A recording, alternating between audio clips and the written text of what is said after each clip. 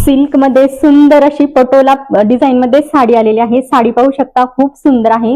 या साडीवर कसल्याही प्रकारची प्रिंट नाहीये, पूर्ण ही तुम्हाला जे दिसते थ्रेडीचं विविंग असणार आहे। सुंदर असे काट असणार आहेत। हे पहा, अगदी सुंदर साडी आहे। तुम्ही कुणाला गिफ्ट देण्यासाठी आणि स्वतःसाठी पण घेऊ शकता।